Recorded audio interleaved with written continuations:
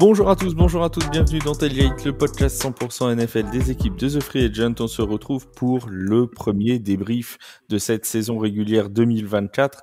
La saison a donc repris, la NFL est de retour et nous pouvons commencer à débriefer cette semaine 1. Alors au moment où on enregistre, on n'a pas le dernier match entre les Niners et les Jets, mais on va faire tout ce qui s'est passé dimanche. Il y a eu de la déception, il y a eu de la joie, il y a eu des performances exceptionnelles, il y a eu de tout.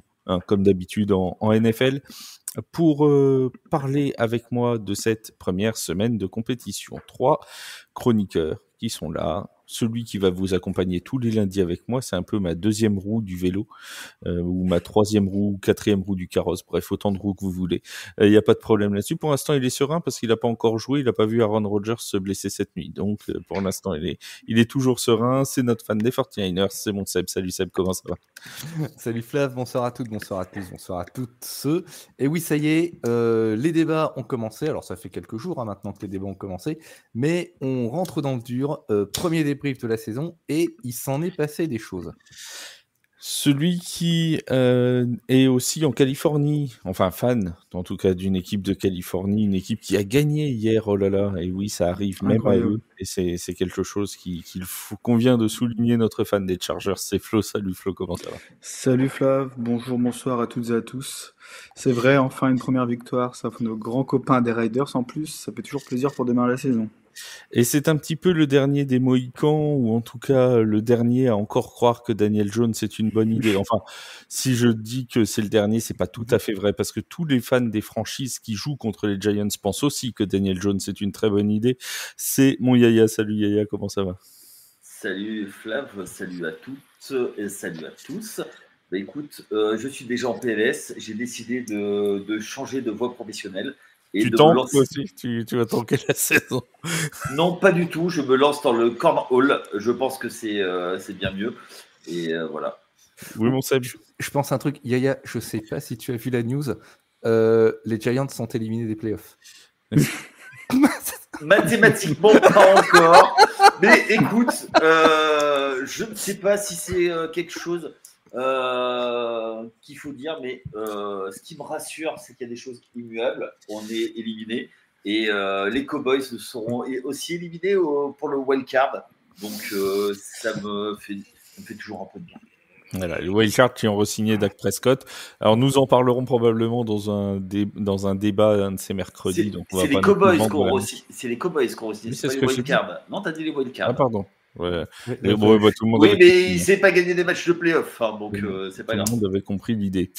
On commence donc par ce qui est sans doute la surprise de cette première semaine de compétition, que dis-je, la grosse surprise de cette première semaine. Alors, je vais rendre à César ce qui lui appartient, ou plutôt à Waik ce qui lui appartient, puisque lui avait dit dans le podcast de vendredi que les Patriots allaient s'imposer contre Cincinnati. Donc, nous lui rendons un vibrant hommage pour ce pronostic engagé et qu'il n'était pas facile de trouver. Les Patriots ont en effet battu les Bengals de Cincinnati. Flo, question toute simple, mais que s'est-il passé, comme dirait Mathieu Van Bool ? C'est très simple, les Patriots ont fait un match sérieux, correct. Ils ont joué sur les faiblesses de leur adversaire. On en avait parlé lors des previews, les Bengals, c'était la saison dernière la 26e défense à la course. Ils perdent DJ Reader, leur meilleur D-line, ce qui donne 170 yards à la course hier pour les Patriots. Donc avec un très gros match de Stevenson à 120 yards. Et le problème, c'est les grosses erreurs aussi en ces débuts de match avec ces 2 fumbles. Le premier fumble dans le deuxième quart-temps avec un TD qui était grand ouvert pour les Bengals. Heureusement pour eux, dans le drive qui suit, c'est un field goal seulement, donc 3 points qu'ils prennent pour être à 10-0. Et un second fumble dans le début du troisième quart-temps sur un retour de cul de pied qui sera encore une nouvelle fois derrière pour un field goal. Et donc ils commencent la deuxième mi-temps avec un 13-0. Donc il n'y a pas de secret en NFL, les matchs ils sont serrés, les erreurs ça se paye cash. Est-ce qu'on pouvait s'attendre, quand même, Yaya, à une telle faillite des Bengals ? On a un Joe Burrow qui a 21 sur 29 à la passe, 164 yards, aucun touchdown lancé. Alors, il y en a un qui était quasiment tout fait et le ballon a été relâché dans la end zone, mais n'empêche qu'il reste à 0 touchdown. C'est quand même une grosse faillite collective de la part de Cincinnati. Nos amis américains soulignent une chose, c'est que notre ami Joe Burrow, il est surtout performant quand il a 2 très très bons receveurs, il n'en a plus qu'un excellent. Donc c'est à double team sur Jamar Chase, donc c'est beaucoup plus compliqué. On sait que tous les ans, les Bengals, au premier match, ils ont tendance à un peu être, comment dire, diesel au démarrage, même si c'est pas très écologique, mais ils partent toujours avec du retard à l'allumage. Est-ce que c'est inquiétant? Oui, enfin, on verra, mais ça demande confirmation. Et c'est surtout c'est chez eux, donc ça fait toujours tâche. Surtout qu'ils sont dans une division extrêmement serrée, mais ils peuvent remettre tout en place. Mais comme Flo l'a dit, si la défense au sol ne step up pas, ça va être compliqué. Ouais, alors on peut le dire, hein, Seb, je crois, sans avoir peur de se tromper, les Bengals n'ont pas lancé leur saison. Ça, c'est une certitude. Ça sera dur de la lancer la semaine prochaine, parce que c'est chez les Chiefs, me semble-t-il, le prochain rendez-vous pour les Bengals. Voilà. Comment t'expliques, toi, qu'il y a eu cette telle faillite de Cincinnati? Il y a eu beaucoup d'erreurs, alors qu'on a été provoquées aussi par les Patriots, mais c'est vraiment, on avait l'impression qu'il y avait rien qui allait dans le sens de Cincinnati hier. Beaucoup d'erreurs et provoquées par New England, qui a été très appliqué en défense. On notera au passage les 2,5 sacs de Keon White pour les Patriots, avec un jeu au sol en attaque très solide et donc les 120 yards de Ramondre Stevenson, comme on l'a signalé un petit peu plus tôt. Et c'est vrai qu'à Cincinnati, l'attaque, elle a semblé rouillée. Ils font un 3-and-out dès leur première possession. Ils obtiennent leur premier first down au bout de 10 minutes 30 de jeu dans le deuxième quart-temps. Il y a cette balle relâchée par Mike Gesicki qui aurait dû se terminer en touchdown. Il y a le ballon perdu dans l'embut par Tanner Hudson. Et puis, tu as la connexion Chase Burrow, Yaya, amateur de jeu de mots, appréciera, qui n'a pas fonctionné. On a un Jamar Chase qui finit à 6 réceptions pour 67 yards, 2 catchs sur 7 targets en première mi-temps. L'absence de T. Higgins s'est quand même fait sentir, et c'est incroyable. On a l'impression que cette équipe, elle se retrouve en fait avec les mêmes problèmes de cadence offensive, qu'elle avait rencontré en cours de saison dernière. On dirait que rien n'a été corrigé. On a envie de dire ils sont déjà en forme de mi-saison, mais en l'occurrence, c'est pas un compliment. Et tomber contre New England, qui est censé, pardonne-moi Wake, censé être une des équipes matelas du championnat de cette saison, une équipe. T'as pas dit paillasson déjà, c'est bien. Allez, l'équipe matelas, c'est-à-dire que tout le monde va taper dessus. Au vu de leur bilan, il y a de ces 3 dernières saisons, c'est malheureusement pas une réputation qui est toujours prise. Eh bien, on se rend compte que le club de Cincinnati, qui pourtant a des ambitions, face à un club appliqué et sérieux comme l'a été New England hier soir, eh ben ils perdent. Et ça a été vraiment l'une des surprises de la soirée. Est-ce que ça peut être le genre de défaite, Yaya, t'en parlais tout à l'heure, le genre de défaite qui peut coûter cher finalement dans une saison? Alors on va nous dire on est qu'en week 1, qu'il y a le temps de se remettre, mais là ça va les obliger à performer, notamment contre des adversaires de division, parce que quand tu perds déjà contre une équipe où sur ton tableau de chasse c'était censé être une victoire, ça te met déjà en difficulté. Oui, parce que ça va jouer très très proche, mais de mémoire, l'année où ils font le run pour aller au Super Bowl, ils perdent d'entrée de jeu contre les Steelers. Et c'est pire encore, parce que c'est un adversaire de division. Et je ne sais pas si Joe Burrow a déjà gagné dans sa carrière un premier match, match inaugural. Je ne saurais pas être affirmatif à 100%. Parce que c'est vrai alors, je dirais qu'il en a gagné un, mais je ne suis pas sûr non plus. Donc, parce que Cincinnati, effectivement, ils sont habitués au début de saison compliqué sur la première, voire sur les 3 premières semaines de l'année. Mais là, très clairement, pour eux, du moins sur le papier, c'était un match à prendre. Une fois de plus, ils sont dans la FC Nord. Et on sait que contre leurs adversaires de division, ça va rigoler moyen. Donc, les matchs a priori faciles à l'extérieur de la poule, il faut les prendre. Mais ce qui leur fait, entre guillemets, pas si mal que ça, c'est qu'à part les Steelers, tout le monde a perdu. Excellent point. Aussi. Et les Browns qui perdent contre les Cowboys, on va voir quel va être le millésime Browns, mais surtout les Ravens qui ont joué des Chiefs et qui ont perdu. Ils ont fait un match plutôt sérieux, mais ils ont quand même perdu. Ouais, ils ont perdu, j'ai envie de dire, à un doigt de pied près. Alors pour les Browns, je pense pas que, enfin pour les Browns, il y avait peut-être une idée de battre les Cowboys. Pour les Ravens, je suis pas certain que le match à Kansas City comptait comme victoire dans le tableau de chasse. Oui, donc, mais ça fait. Oui, mais c'est le genre de match où si tu gagnes et que t'es pas. Bah c'est du bonus, Voilà. Oui, et il y a toujours un cadeau avec le bonus. C'est comme l'équipe de NFC Sud, si on a une, j'en doute, mais si on a une qui arrive à aller gagner contre Kansas City, clairement ça fait du bonus parce que les 4 vont les jouer, donc comme ça va être réglé. Mais voilà, ça fait un bonus. Alors on parle beaucoup des Bengals qui ont perdu, on parle très peu des Patriots qui ont gagné. Puisque c'est aussi un fait. La première de Jérôme Maillot a été plutôt bien réussie. Finalement, Flo, est-ce que les Patriots sont pas plus forts que ce qu'on pouvait attendre d'eux ? Justement, ce que je voulais préciser, surtout pour les fans des Patriots, c'est qu'au vu de la pré-saison, on s'attendait à voir Drake May potentiellement titulaire. Finalement, ils préfèrent mettre Jacoby Brissett qui a beaucoup plus d'expérience. Et je trouve qu'il fait un match très sérieux également pour mener son attaque. Donc il finit à 15 sur 24 à 62% à la passe, donc c'est un très bon pourcentage. Pour 121 yards, malheureusement pas de TD à la clé, mais également 32 yards à la course pour combiner justement son jeu de passe. Et je trouve qu'en fait ils ont fait un match vraiment sérieux, les Patriots. Ils ne sont pas vus trop beaux, ils ont fait le match qu'il fallait et c'est une très belle victoire pour eux pour commencer la saison. On avait des Patriots, Seb, l'an dernier, qui avaient des difficultés abyssales en attaque.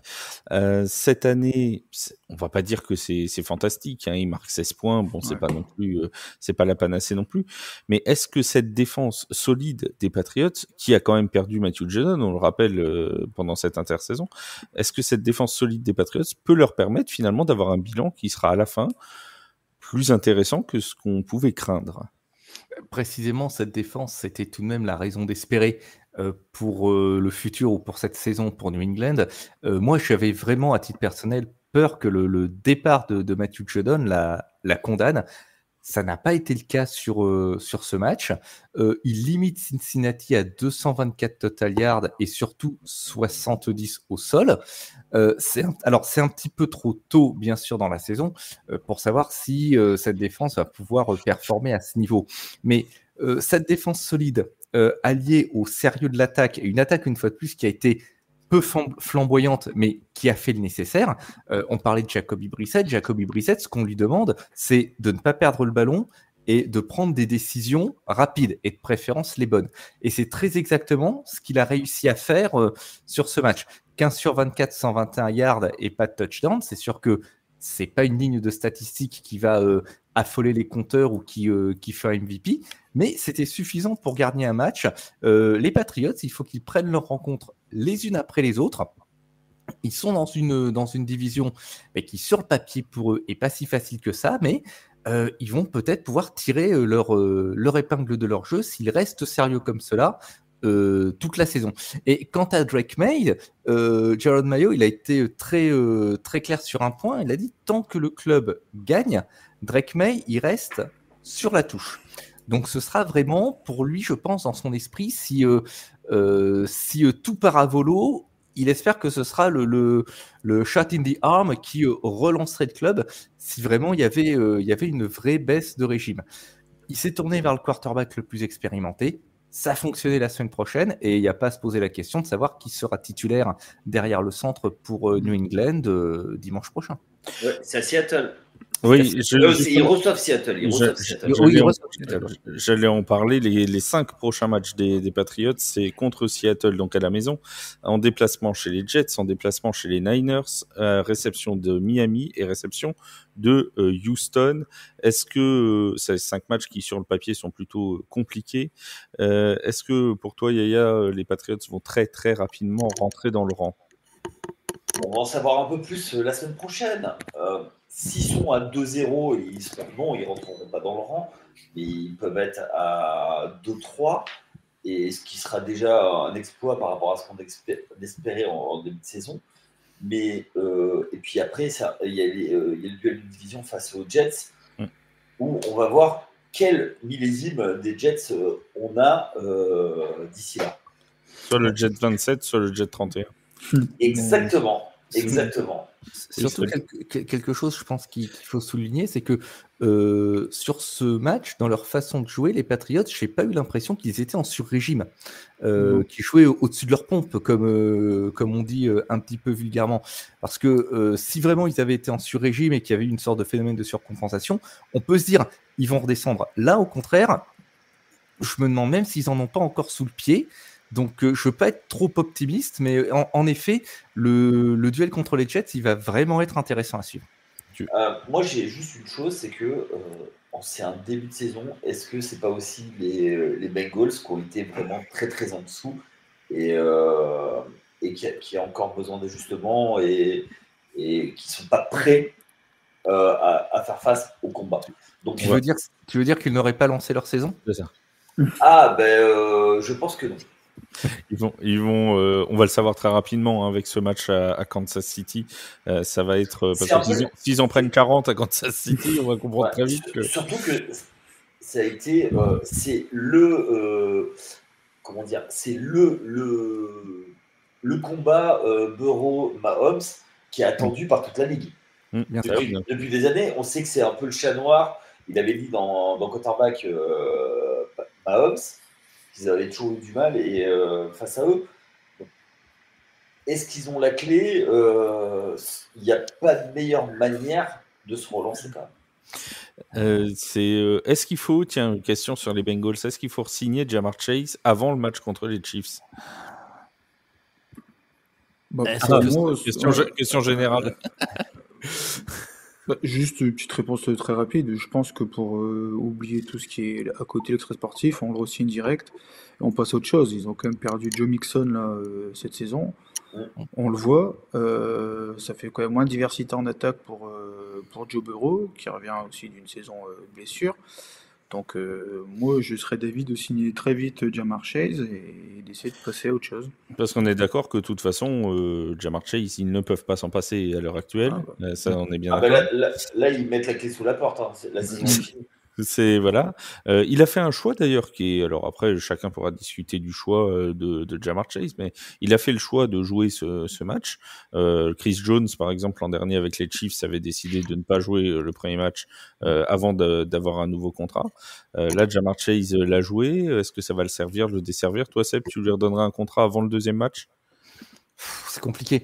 Je serais tenté, comme Florent, de dire on se débarrasse de l'extra sportif et puis on met ça derrière nous parce que il semble que l'on ait d'autres problèmes. D'un autre côté, je le rappelle, sur ce match, Ja'Marr Chase, il a quand même pas cassé des barreaux de chaise. Humour. Voilà, humour, subtilité, toujours. Mais justement, est-ce qu'on se dit pas qu'il en garde sous le pied en se disant, tu vois, oui, sous le pied de la chaise, en se disant, tu vois, si je re-signe pas de contrat, ça pourrait être un débat sur un pod du mercredi. Si je re-signe pas de contrat, mais que je fais 150 yards des 3 TD, bah on va se dire ça sert à rien qu'on m'offre un nouveau contrat, quoi. Tu veux dire, tu penses qu'il a joué avec le frein à main contre... Je pense qu'il préfère pas se blesser. Ouais. D'accord. Ouais. Ça peut se comprendre. Je sais pas. Hein. Il y a juste une chose, c'est que de mémoire, il est dans sa 3e ou 4e année et qu'en fait, il est prolongeable encore une année supplémentaire. Oui. Donc, si tu veux, est-ce qu'il y a péril dans la demeure? Je suis pas sûr. Ah non. De toute façon, il n'y a pas d'urgence. Mais, non, il n'y a pas d'urgence. Mais plus ils attendent, plus ils paieront cher, hein, de toute façon. Ah oui, mais ça, c'est ça. Et sachant qu'il va y avoir une augmentation de cap. Bah oui, forcément. Il va y avoir une augmentation de cap. Il va y avoir d'autres receveurs qui vont être signés. On a vu Justin Jefferson, CeeDee Lamb, etc. Mais l'an prochain, il y en aura d'autres qui vont faire encore monter le prix. Et Bien plus sûr. tu vas attendre, plus tu paieras cher. De toute façon, ça, c'est certain. Bien sûr, mais il faut aussi absorber le contrat de Joe Burrow. Ouais. Et je suis pas sûr que payer tout le monde, ça soit forcément la stratégie. Et donc, attendre l'augmentation de cap. Alors, même si son contrat prendra effet plus tard, Faudra pas y faire tout de suite. Bon, Là, c'est une vraie décision de management. Oui, c'est ça. C'est une décision de management, tout à fait. Alors, on part vers notre deuxième thème, les quarterbacks rookies. On avait 3 quand même de quarterbacks rookies dans cette semaine de compétition, dans cette première semaine, avec, on va le voir, des destins très divers. On va commencer par celui qui a gagné et qui était numéro 1 de la draft 2024, Caleb Williams avec les Bears de Chicago. Alors ma question, Yaya, c'est est-ce que vraiment c'est Caleb Williams qui a fait gagner les Bears de Chicago? Il peut dire un grand merci à ses équipes spéciales et sa défense. Et surtout, monsieur Simon Biles. Oui, à monsieur Biles, mais surtout à Will Davis, le mangeur de mayonnaise. Ouais, non mais franchement, il y a un parfum de mayonnaise. Ouais, ils donnent le match. Les Titans ont donné le match. Non mais c'est là, franchement, je ne comprends pas. J'ai beau, il veut se débarrasser du ballon, mais accepte le sac, mec. Et du coup, c'est retourné et il gagne. Caleb Williams, moi, il m'a laissé sur ma faim. Le peu que j'ai vu de son match, va falloir progresser, mon coco. Goulou, hein. Ah ouais. Je rappelle ses statistiques à Caleb Williams rapidement. 14 sur 29 à la passe, 93 yards, aucun touchdown, aucune interception. Niveau des receveurs, 36 yards pour DJ Moore, 29 pour Keenan Allen et seulement 11 pour Rome Odunze. C'est assez famélique quand même, Seb, comme bilan pour Caleb Williams. Tu me permettras de dire que c'est pas fifou. Je te passe l'expression. Si tu veux bien me passer l'expression. Là, j'ai du mal à croire. Alors, une fois de plus, oui, je sais, c'est que la première journée, etc., etc. J'ai vraiment du mal à croire la hype parce que, en plus des chiffres que tu as cités, c'est 11 first down pour 147 total yards en attaque et 28 yards collectés sur leurs 2 premiers drives pour Chicago. Et il y a aussi ce sac qu'il concède, un sac de 19 yards, qui les met hors de portée d'un field goal. Donc effectivement, pour la victoire sur le match, merci les special teams et merci la défense. Après, il faut quand même retenir quelque chose pour Caleb Williams. C'est le premier QB first pick qui a remporté son match de la première journée depuis David Carr en 2022. Et pas Derek. Ouais, et on se souvient de sa grande carrière, David Carr. David Carr, David Carr, ça a été l'agneau sacrificiel des Houston Texans à l'époque et il s'est fait casser la figure par toutes les défenses de la ligue parce qu'on lui a jamais offert une protection. Et c'est au passage le 4e QB first pick de l'histoire à remporter son premier match. Tu sais, j'ai eu des nouvelles par Derek Carr, du coup, j'ai appris ce que faisait David Carr maintenant, et il se balade avec un camion de glace, c'est Carr Glace, on l'appelle. Alors, ensuite... La suite, on enchaîne. Oui, là, faut enchaîner, oui, là, c'est impératif. Ça reste toujours un chauffeur de Carr. Oui, tout à fait.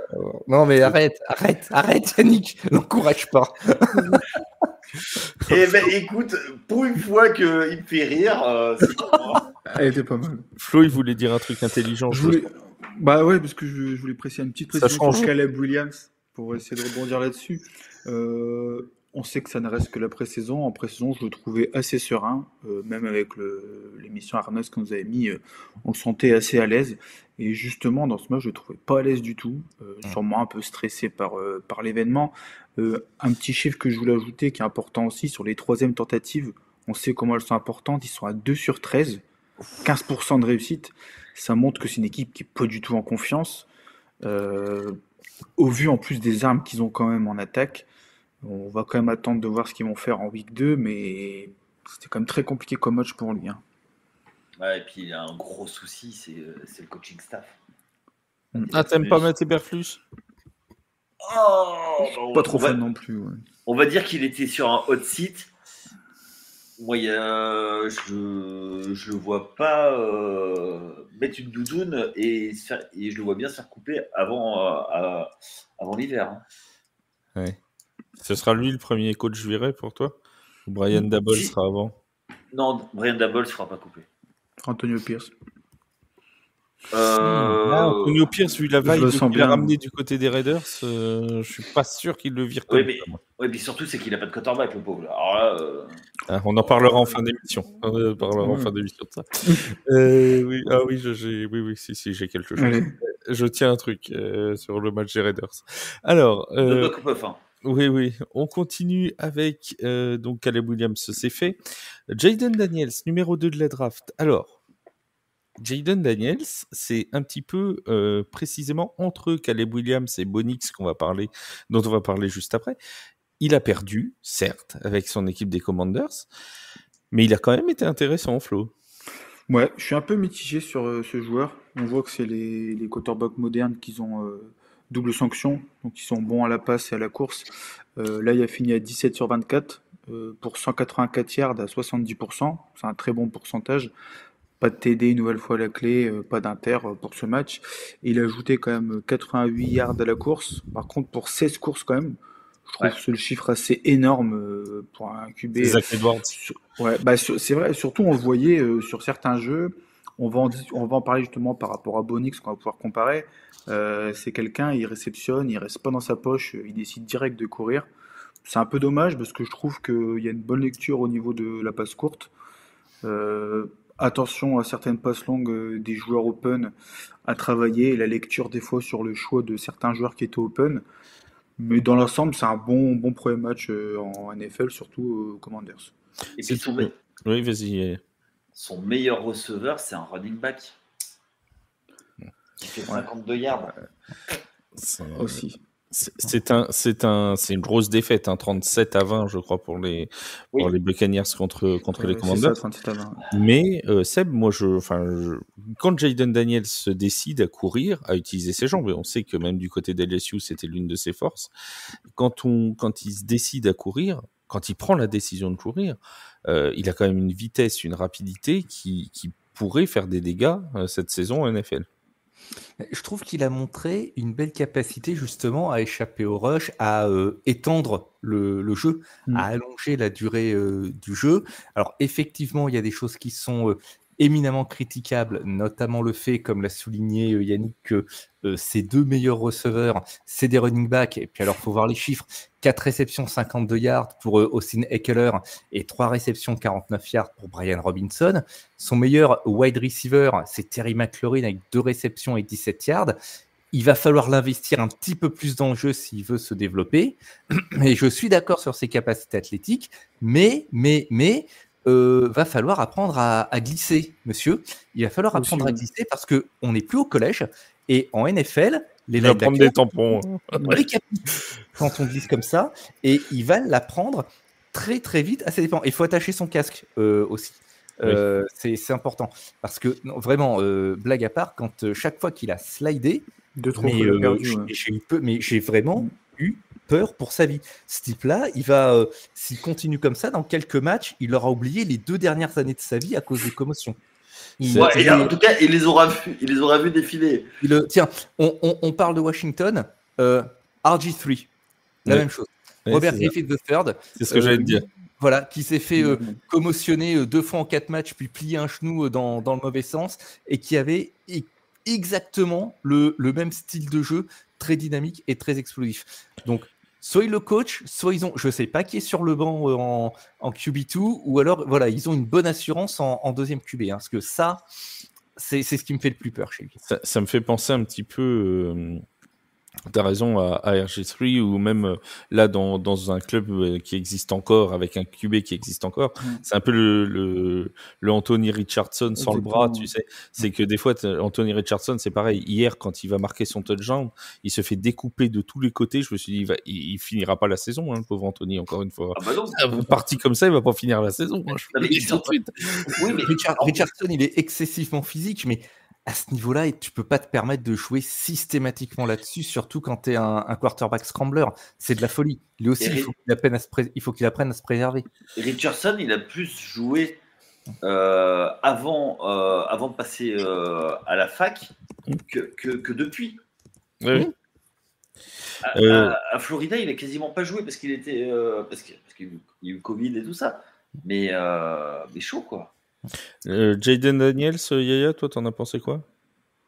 Je suis mitigé parce que je pense que ces nouveaux types de quarterback, effectivement, comme le disait Flo, il y a à boire et à manger, et j'ai peur. Et puis j'ai peur pour sa vie, quoi.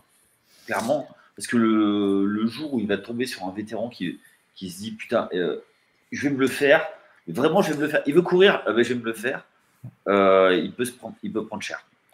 Alors, pour info, mon cher Seb, puisque tu posais la question, derrière en deuxième quarterback, c'est Jeff Driscoll et suivi de Sam Hartman pour les Commanders. Mais c'est pas la peine de rire. C'est pas la peine de rire. Il y en a qui ont Daniel Jones en QB1, hein, c'est bon. Il n'avait pas été coupé, Sam Hartman? Il a été repris par... Écoute, là, je l'ai dans le roster, en tout cas. D'accord, ok. Sachant que le prochain match, c'est contre les Giants. En parlant de mecs qui veulent se les taper, tu penses à Kevin Thibodeau ou un truc comme ça Burns. Ouais, ou Burns, ce genre de poète, quoi. Très bien. Ou Julari, ou Dexter, même Sexy Dexy. Hein, oui, ça peut taper, effectivement. On a ce qu'il faut, On est mauvais, mais on a ce qu'il faut. Le dernier de ces quarterbacks rookies qui ont commencé leur carrière professionnelle hier, c'est Bo Nix avec les Broncos de Denver. Une défaite, là aussi, pour Bo Nix, 20-26 sur le terrain de Seattle. Une performance, Seb, que je vais qualifier de particulièrement compliquée pour Bo Nix.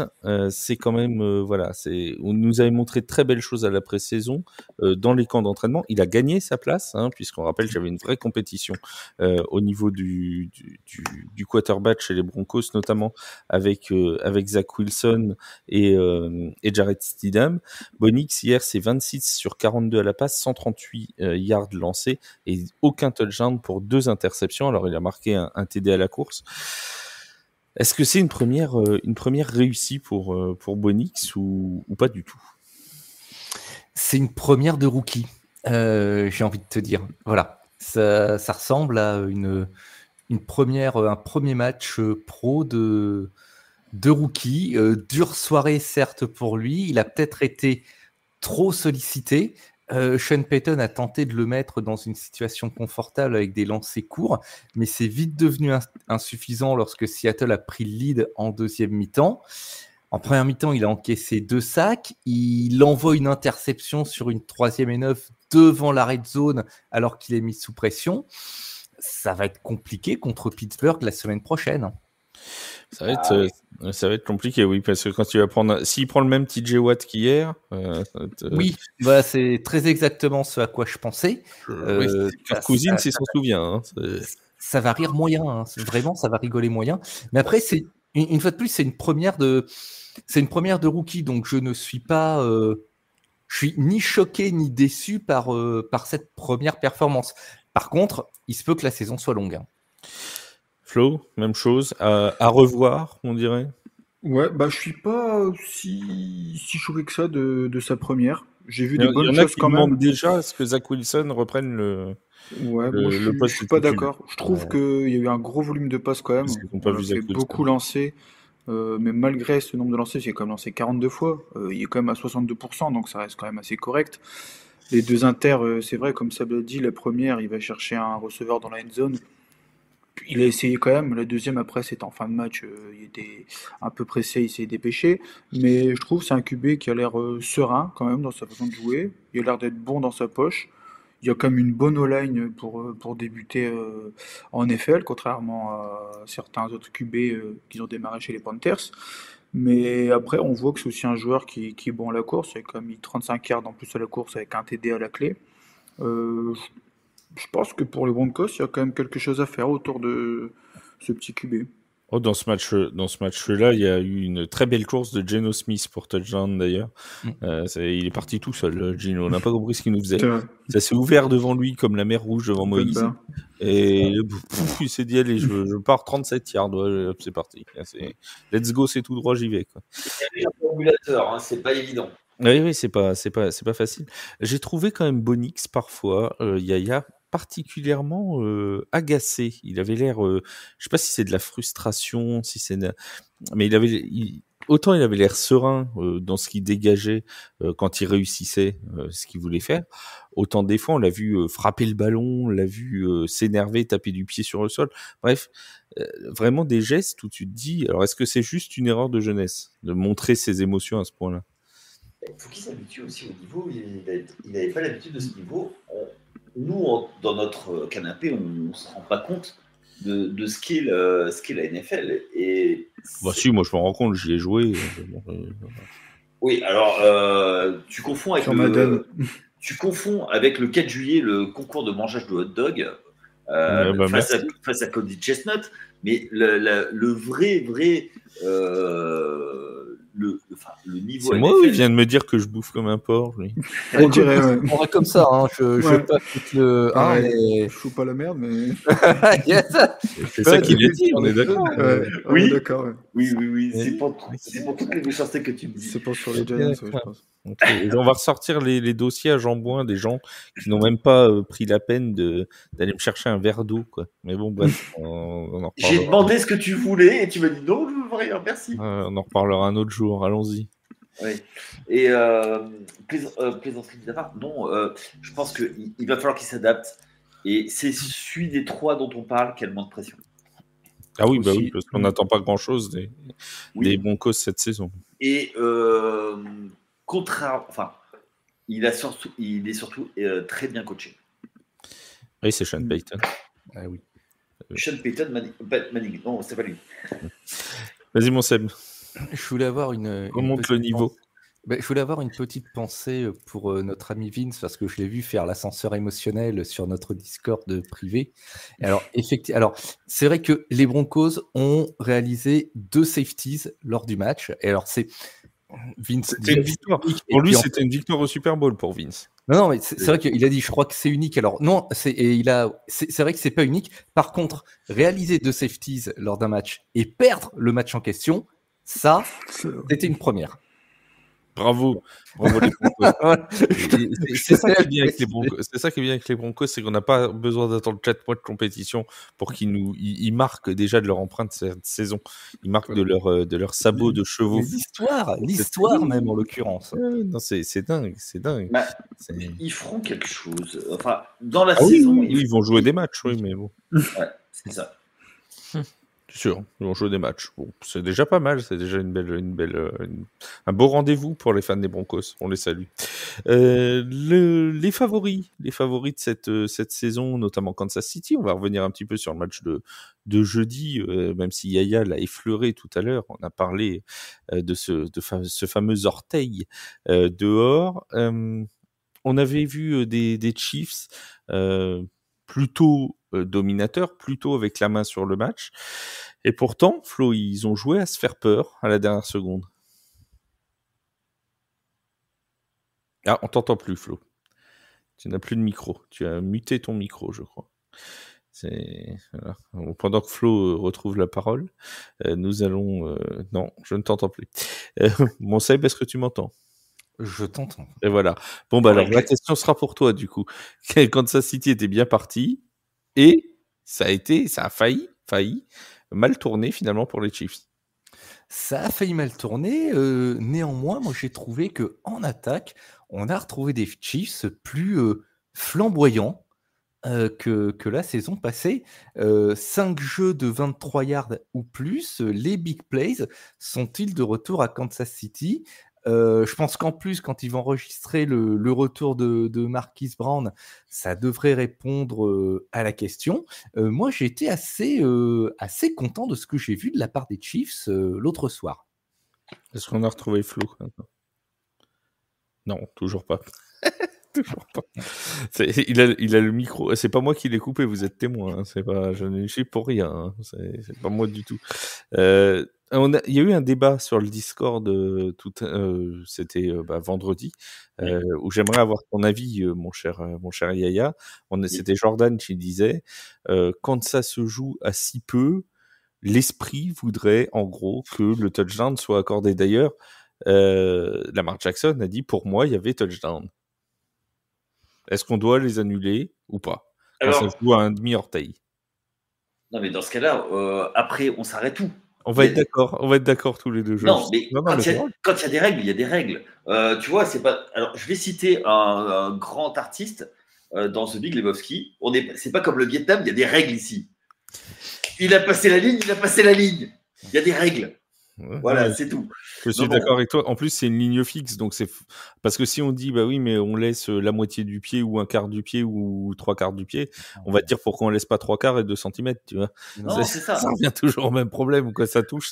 Point, À partir du moment où tu marches dessus, mais c'est vrai que, alors, si tu veux, si on rentre maintenant dans l'esprit, il y a des règles comme ça dans le foot où il y a des choses sur l'esprit. Non, enfin, là, c'est clair, net, il y a la ligne, tu touches la ligne, tu es dehors. Sinon, dans ce cas-là, ben, c'est la porte ouverte à toutes les fenêtres. C'est même avis. Mais complètement. C'est enfin. Et juste une Désolé. chose, c'est une idée de Jordan. Il est fan des Falcons. Qu'est-ce que tu veux? Non, mais faut bien qu'il ait une manière d'essayer de gagner des matchs. Je comprends même pas qu'on puisse avoir cette idée-là parce que c'est un fan des Falcons. Tu fais ça. Je suis l'équipe d'en face, mais je te fais un scandale. C'est-à-dire que on applique la règle des fois, mais on l'appliquera pas parce que c'est joli. Non. Comme l'a dit Yaya, il y a une règle. Pour qu'une passe soit complétée, il faut les 2 pieds dans le terrain. À partir du moment où on a un pied sur la ligne, les lignes ne font pas partie du terrain. C'est pour ça que les lignes de touche ne sont pas matérialisées sur un gridiron. Regardez bien, messieurs. Et donc, il n'y a pas de touchdown. Il n'y a même pas de débat. Il y a eu 800, si vous avez regardé le match, il y a eu 850 ralentis avec 1 200 000 plans différents de ce pied. Le pied, il est en touche, il n'y a pas de touchdown et il y a 0 minute et 0 seconde au compteur. Fin du match, plié. Je vois même pas pourquoi il y a un débat là-dessus. En plus, si ça se trouve, les Ravens n'auraient pas gagné parce que John Harbaugh a dit que de toute façon, ils auraient tenté la conversion à 2 points. Donc, il n'y aurait pas eu de prolongation. Donc, si ça se trouve, ils n'auraient pas marqué la conversion et puis ils auraient perdu quand même. Oui, donc, tout à fait. Mais c'est pas comme s'il y avait eu match nul, s'il y avait eu 27-27 et que c'était le touchdown pour passer à 34-27, par exemple. Et si maintenant tu en avais 2, ce serait mon oncle. Voilà. Exactement, voilà. Soyons vulgaires un peu. On a retrouvé Flo ou pas? Non, toujours pas. Ah non, toujours pas. Toujours pas. Bon bah, Flo nous a quittés. Voilà, c'était bien, c'était sympa. Merci de t'avoir. Ce fut bref mais intense. Tu vois, et Flo nous a tristement quittés en cette soirée du 9 septembre 2024. C'est à cet instant que je suis content de faire des podcasts à 4 et non pas à 2. Voyez-vous, c'est ça qui est bien. C'est là que c'est intéressant. Les Eagles aussi de Philadelphie au Brésil, eux sont allés gagner. C'était contre les Packers de Green Bay. Oui. Mon Yaya, un avis sur la prestation de Saquon Barkley? Écoute, j'ai envie de te dire, grand bien lui fasse. On lui a fait un cadeau en le libérant, et il a retrouvé la lumière. Ça lui a évité d'avoir une ligne poreuse qui ne sert à rien, qui bloque que dalle.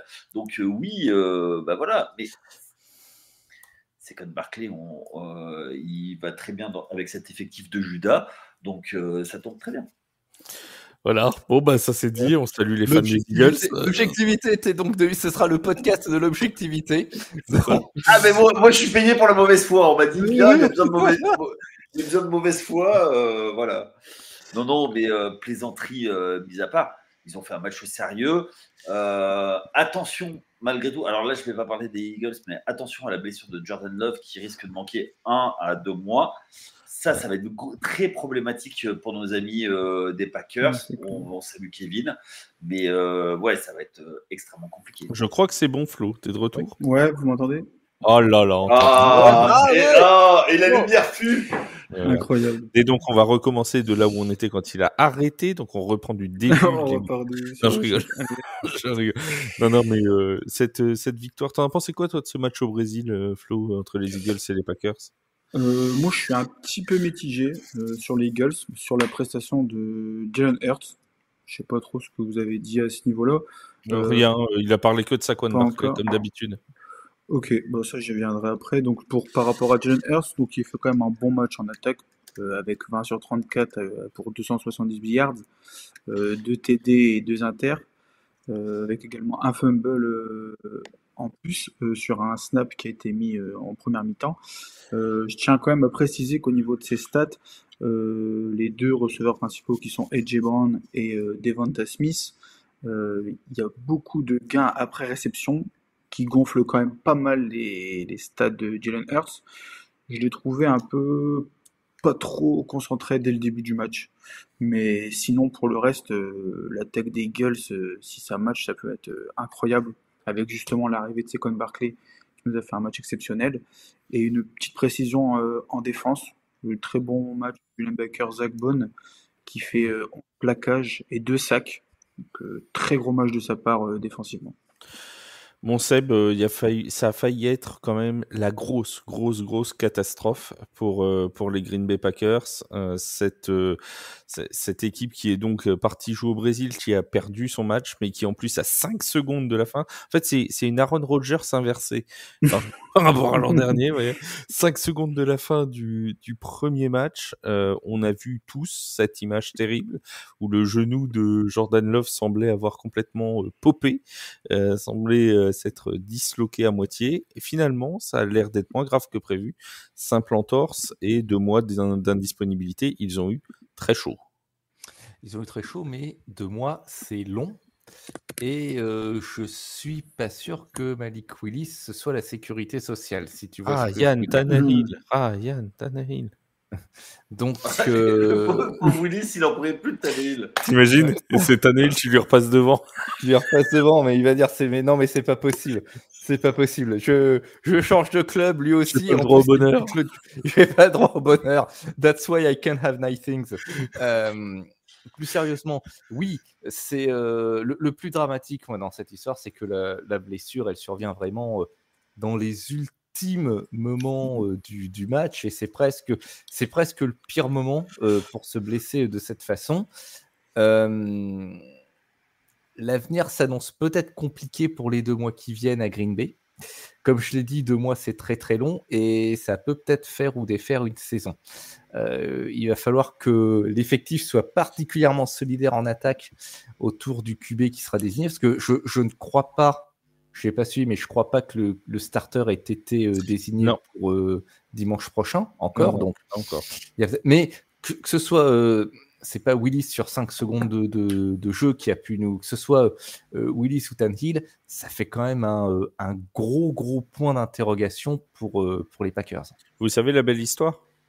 C'est que en week 3, les Packers vont jouer contre eux, les Titans. Oh, c'est beau. C'est beau. Et ce sera certainement un exciting. Imagine s'ils aient ramené Tannehill à ce moment-là. Imagine. Le truc, c'est l'histoire. En plus, ils avaient pas rappeler à Ryan Fitzpatrick, il n'y a jamais joué à Green Bay. C'est un des rares clubs qu'il n'a pas fait. Il n'a jamais eu ou Tim Boyle. Oui, ou Tim Boyle, voilà. Non, il est chez les Dolphins, pardon. En plus, ils avaient un calendrier qui, sur le papier, était accessible. Les Packers, ils jouaient les Colts, les Titans, les Vikings, les Rams et les Cardinals sur les 5 prochaines semaines. Attention aux Rams. Non, mais bien sûr, mais ils allaient peut-être en perdre 1 ou 2. Mais ça restait un calendrier qui était abordable. Et si foire ces 2 mois-là, ça va être très compliqué pour la suite. Ça rebat un peu les cartes. Hein, là, du coup, ils n'ont plus de matchs faciles. Enfin, à mon sens, pour le moment, ils n'ont plus de matchs faciles. S'il y avait des matchs faciles, déjà, mais il va falloir aller chercher toutes les victoires avec les dents. Hein. C'est absolument certain. On va prendre 1 ou 2 questions des auditeurs qui nous ont été posées notamment sur Discord. J'en ai eu une aussi sur Instagram. Qu'est-ce qu'on a comme question? Question sur la performance de Kirk Cousins. Qu'est-ce qui a eu le plus d'incidence dans sa faillite hier soir? Est-ce que c'est sa ligne offensive, son manque de rythme, la performance de TJ Watt ou son retour de blessure? À votre avis, vous pouvez parler chacun de votre tour tous les 3. Qu'est-ce qui pour vous a causé ce très mauvais match, parce qu'on va pas se le cacher, hein, très mauvais match de Kirk Cousins? Bon, Yaya va me dire c'est qu'il est rincé. Non, mais oui, retour de blessure déjà. Je pense qu'on peut le rappeler. Après, nouvelle attaque, nouveau système. On va essayer de le défendre comme on peut, mais c'est un petit mélange de plein de paramètres, je pense. Mais comment, à son âge, on peut redevenir performant après cette blessure? C'est une des blessures les plus graves de tous les sportifs. Donc Aaron Rodgers, il va pas performer cette année? Pardon, Aaron Rodgers? Bah oui, c'est la même blessure. Et oui. Sauf qu'il a 50 plus. Oui, mais alors. Ah bah oui. Avec tout le respect que j'ai pour Kirk Cousins, c'est pas le même talent. C'est pas le même talent non plus. Ouais, il va pouvoir faire un truc avec le talent, il va pouvoir sauver que n'a pas Kirk Cousins. Voilà. Tout le respect que t'as pour Cousins, lui tape bien dessus quand même. Comparé à Daniel Jones, quoi. Oui, mais sauf que, alors, quand ils se sont rencontrés en playoff, qu'est-ce qui s'est passé, les gars? Non, mais... C'est vrai. Ah, mais non, c'est pas vrai parce qu'il y a plein d'autres paramètres. Je veux dire, c'est pas parce que Jared Goff a sorti. Non, mais c'est pas parce que Jared Goff a battu Drew Brees qu'il est meilleur que Drew Brees. Enfin, je veux dire, faut arrêter. C'est une comparaison à 2 balles, excuse-moi, mais vraiment. Dans ce cas-là, Eli Manning, il est meilleur que Tom Brady, quoi. Enfin, oui, c'est vrai. Non, mais. Enfin... Oui, c'est vrai. C'est vrai. C'était qui le QB de Miami quand ils avaient battu à la surprise générale les Patriots il y a 5 ou 6 ans de ça, tu sais. C'est pareil, tu vois. Lui, il est meilleur que. Ouais. Peut-être. Ouais. Il est meilleur que Tom Brady. Tu vois. Voilà. C'est comme ça, parce qu'il l'a battu une fois en saison. Non, mais n'importe quoi. On entend n'importe quoi dans ce podcast. Conneries sur conneries. Alors, 16 sur 26, les stats de Kirk Cousins, 155 yards, 1 touchdown, 2 interceptions. Seb, est-ce qu'il aurait dû jouer en pré-saison finalement? Parce qu'on dit qu'il y a un manque de rythme, la blessure, il connaît mal son attaque. Est-ce qu'il aurait pas dû jouer en pré-saison du coup? Peut-être, parce qu'il a vraiment paru rouillé. Voilà, c'est le terme qui me vient à l'esprit. On aurait vraiment dit qu'il n'avait pas retrouvé toutes ses sensations de terrain. Il avait l'air un petit peu lent. Il a lâché des passes forcées quand il était sous pression, alors que c'est pas vraiment dans son habitude. Après, il faut pas oublier que il a son tackle droit, Caleb McGarry, qui s'est fait marcher dessus par TJ Watt, mais pendant toute la soirée. Le type, il était plus tackle, il était paillasson quoi, à la fin du match. Donc ça n'a pas forcément...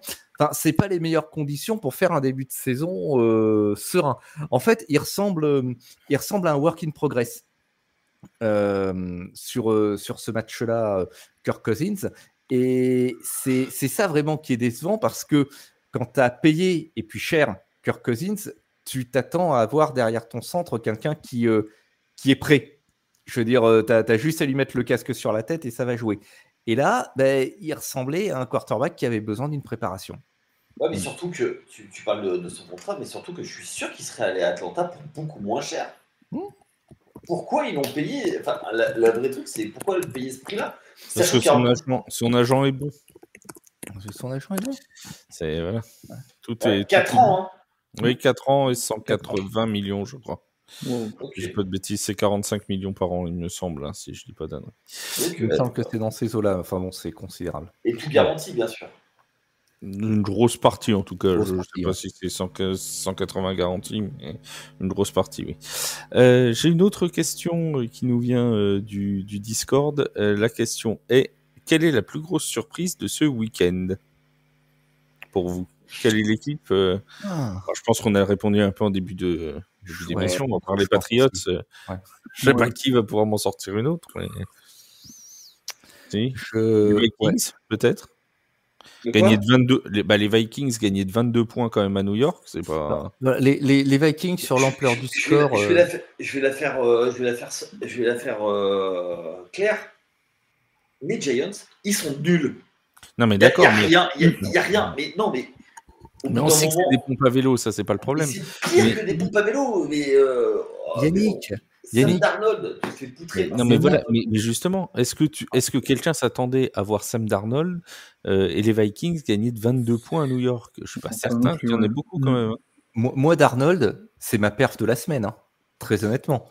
Le type, il a eu l'air d'un MVP alors que ça fait 2 ans qu'il n'a pas été titulaire dans un club. et il te sort une très très grosse ligne de stats, 19 sur 24, 208 yards, 2 touchdowns, une interception, parce qu'il faut bien. Voilà, son premier start en 3 ans, pardon. Alors, faut pas s'emballer, hein. Je veux dire, il a fait ce qu'il y avait à faire, mais moi, je souligne sa perf. Alors, la victoire des Vikings, c'est peut-être l'ampleur, oui, qui est surprenante. Après, pour moi, ça reste la victoire des Patriots. Ça, vraiment, vraiment, mais avec toute la mauvaise foi du monde envers Cincinnati, je l'aurais pas vu venir. Une équipe qui pour moi a été surprenante, c'est les Cardinals aussi. Les Cardinals aussi, à Buffalo, ils ont perdu certes, mais quand même, ils ont fait un match intéressant.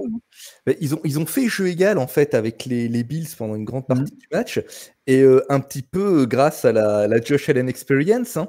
C'est-à-dire que la Josh Allen Experience, c'est les montagnes russes. Je l'ai toujours dit, quand on est fan des Bills, il faut pas être cardiaque, et la raison, c'est le quarterback, parce qu'il y a beaucoup de déchets, et puis il y a ces moments de brillance parfois qui retournent un match. Pour moi perso, c'est Josh Allen, hein, le MVP de cette semaine.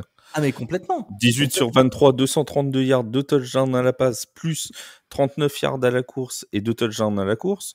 Voilà, 4 TD pour lui. Mais totalement. Il y a un fumble, c'est vrai. C'est un peu toujours le même problème avec Josh Allen, c'est que il prend l'équipe sur son épaule. Il fait les stats. Voilà, il prend l'équipe sur ses épaules. Et après, c'est un joueur qui prend le jeu à son compte. Alors, tant que ça marche, ça marche. C'est le problème, c'est que quand ça fonctionne pas du tout. Et c'est pour ça, tu vois, Flav, tu évoquais ce fumble. C'est ça la Josh Allen Experience. C'est-à-dire que il prépare un truc de dingue, mais ça peut lui claquer au nez à tout moment. C'est pour ça que je dis qu'il faut pas être cardiaque. Bien sûr. Après, faut voir aussi.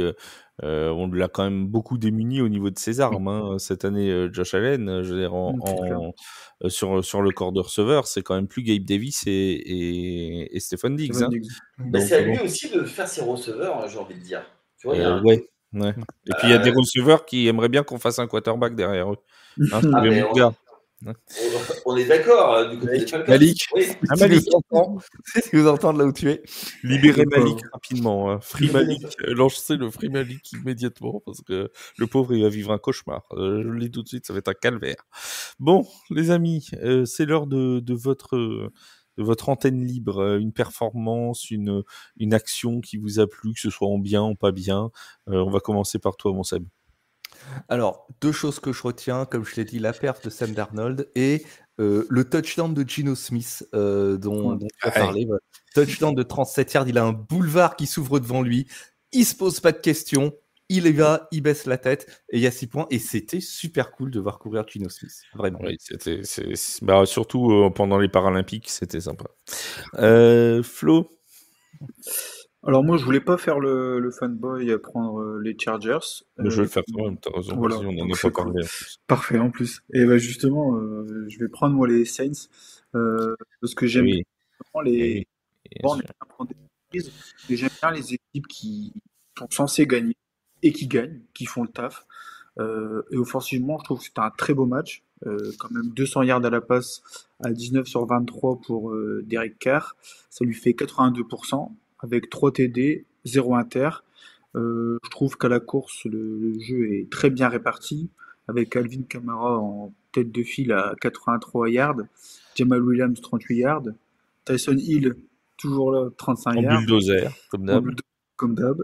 Et même à la réception, c'est il a failli marquer son petit TD, Tyson Hill. Ça lui a échappé du bout des gants, mais il était en réception juste après avoir gagné un first down dans la course en plus. Exactement. Alors même si c'est pas une surprise la victoire des Saints, je trouve que moi ils m'ont surpris offensivement. Ils ont très bien le match qu'il fallait faire. Alors les Panthers sont sans doute très faibles, hein, on va pas se le cacher, mais non, on va pas se le cacher, c'est sûr. Mais mettre 47 points sur un premier match, alors faut savoir que les Saints c'est un peu l'inverse des Bengals, c'est une équipe qui commence souvent très bien cette saison pour le coup. C'est d'ailleurs la meilleure série active en cours de victoire sur la Week 1. Ils en sont à la 6e saison consécutive où ils gagnent en première semaine. Mais après, ça se gâte. C'est ça le problème. C'est que généralement, en semaine 2 ou 3, et puis la semaine prochaine, ce sera rendez-vous contre les Cowboys de Dallas avant d'aller jouer contre Kansas City. Donc ça va être voilà. Oui, ça pique les 2 prochaines semaines pour la Nouvelle-Orléans. Et après, ce sera les Falcons, je crois, en semaine 4. Ah ouais, je serai pour les Saints la semaine prochaine, tiens. Ouais, tiens, tu vois, c'est bien. Et puis ce sera peut-être un des matchs qu'on fera vendredi pendant le podcast de preview le Saints Cowboys, puisque les Cowboys eux aussi ont gagné. Mon Yaya. Oui. Une petite perf, un petit truc qui t'a plu? La perf de Daniel Jones, peut-être? Ah, ben oui, il a fait briller les DB adverses. Non. Tu vois, vous n'êtes pas assez sympa avec les quarterbacks généreux. Non, pour moi, c'est TJ Watt. Honnêtement, ce gars, tu le sais, tu sais ce qu'il va faire et il a martyrisé la ligne offensive. Seb en a très bien parlé tout à l'heure. Un sac, 2 tackles for loss. Voilà. Je voudrais signaler, moi, mon antenne libre. Je vais la donner à notre ami quarterback des Raiders, Gardner Minshew, pour ce magnifique fumble. Il nous est rarement donné d'avoir des fumbles aussi beaux. Je sais pas si vous l'avez vu. Alors Flo, je pense que oui, parce que c'était dans le match des Chargers. Mais alors, un splendide, et je sais pas ce qu'il a essayé de faire. En fait, il a essayé de nous faire une passe latérale, sauf qu'elle est partie en arrière. Elle est partie en arrière. Et du coup, comme la passe est en arrière, le ballon est vivant. Voilà. Et donc, fumble. Et merci. Voilà, merci. Très belle passe vers le bord de la ligne de touche en arrière. Et puis, c'était pour les Chargers, du coup, visiblement. C'est vraiment une très, très belle séquence de Gardner Minshew. Ça valait le coup de regarder ce match à 22h. Je pense que eux aussi, la saison va être longue du côté de Vegas. Davante Adams, il n'a pas fini de se manger les doigts, je vous le dis. Il même pas sûr qu'il finisse sa saison là-bas. Ouais, j'allais dire, est-ce qu'il finit la saison ou pas? Une bonne question. Le connaissance en caractère. Je trouve qu'il n'a pas si mauvais caractère que ça. Après, il est exigeant. Ouais, c'est quoi. Ça va finir sur les Jets, hein. Oui, il va finir aux Jets. Mais il va falloir... tu sais, parce qu'ils ont quand même lâché des tours de draft. Eh ben oui, il va falloir rentrer. Compliqué, hein. Il est plus tout jeune, Davante Adams non plus. Ouais, mais ils vont pas le brader du côté des Raiders. Ils vont pas le brader Williams avec des pics. Je pense qu'ils voudront pas en dessous de un premier tour et d'autres. Hein. Et je connais pas leur stack, ce qu'ils ont en stock, nos amis des Jets. Et si les Jets font pas un gros début de saison, est-ce qu'ils vont il ira pas. Non, Davante Adams à son âge et avec tout ça. En revanche, tu vas retourner avec Derek Carr, moi je te le dis. Tu vois, du côté des Bengals. Ouais, ou je te dis avec Derek Carr, il était allé aux Raiders pour jouer avec Derek Carr. Il peut aller retourner avec Derek Carr s'il veut. Nous, on n'a pas pléthore de receveurs. Bon, on a Chris Olave qui est pas mal. On a Rashid Shaheed qui est pas mal. On a surtout pas de cap space, mais ça, c'est un autre problème. Mais c'est un autre problème. Il peut venir aux Chargers aussi, hein. Alors, je doute qu'il aille dans un juste à côté. Ouais, mais bon, c'est tant jamais. Hein. Je doute. S'il bâche la saison. Ou il peut aller avec Malik Nabers chez les Giants. S'il veut expérimenter de ne pas avoir de quarterback derrière lui. Alors, on fait le récap des résultats de cette Week 1 avant, évidemment, le match de ce lundi soir entre les 49ers et les Jets qui va se terminer, Seb, sur le score de... Allez, 28-10 Niners. 28-10 Niners, merci.